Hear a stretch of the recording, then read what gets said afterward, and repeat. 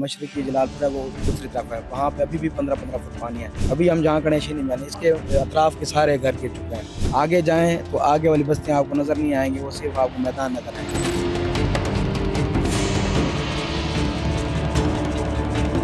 78 मौजूद इस वक्त जलालपुर तहसील के रूप में, ये सबसे बड़ी तहसील है पाकिस्तान में के रकबे के लिहाज से। पिछले 6 दिनों में हर दिन 2-2, 3-3 लोगों की लाशें मिल रही हैं।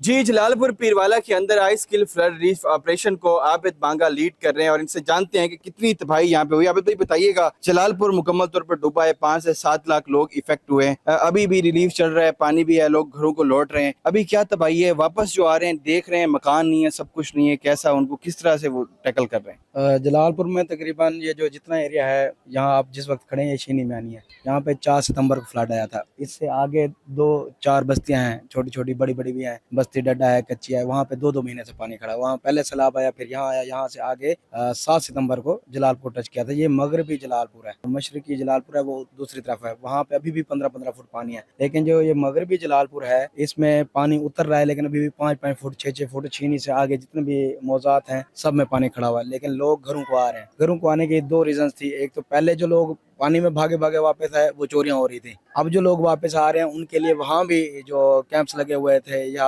सरकारी इदारे जगह दी हुई थी, वो खाली कराना शुरू कर दिया उन्होंने।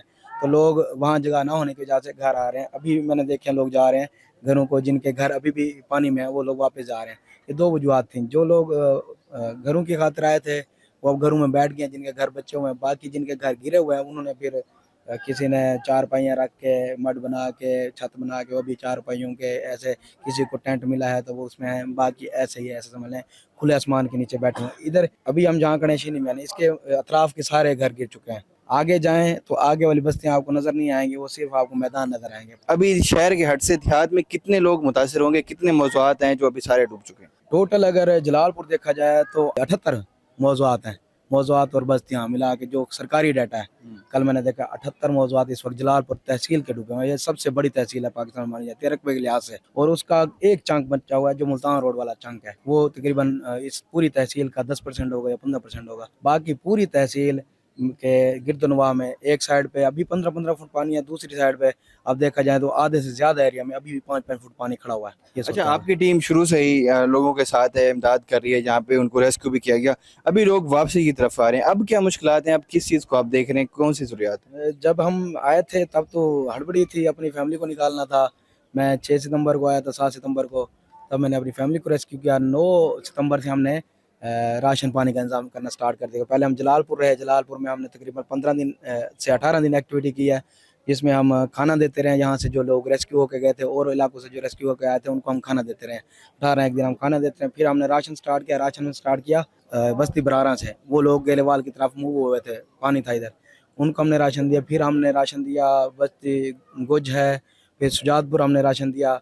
वहाँ पे भी रास्ते नहीं थे, वहाँ कश्तों में गए, मैंने वीडियो भी डाली थी, कश्तों में गए थे हम। अभी आज मैं शीनी मैनी में आया हूँ, हालांकि मुझे यहाँ पहले आना चाहिए था। ये लोग आप सरकारी डाटा के मुताबिक ये रेड जोन था, शीनी, दारेपुर और बेड मुगल, ये उनके मुताबिक भी रेड जोन था। कश्तियाँ यहाँ आने को तैयार नहीं थी जब शुरू के दिन थे, वो रेस्क्यू के लिए भी नहीं आ रहे थे, इतना ऑर्डर रहे थे।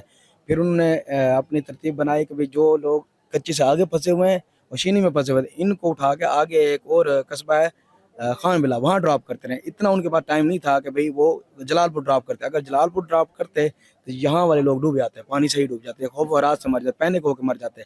ज़्यादातर जो नुकसान हुआ है मेंटली हुआ है, लोग पैनिक ज़्यादा हुए हैं, जिसकी वजह से अमवात हुई हैं। अभी तक जलालपुर जो रेस्क्यू का डाटा था 33 अमवात थी, लेकिन पिछले 6 दिनों में हर दिन 2-2, 3-3 लोगों की लाशें मिल रही हैं।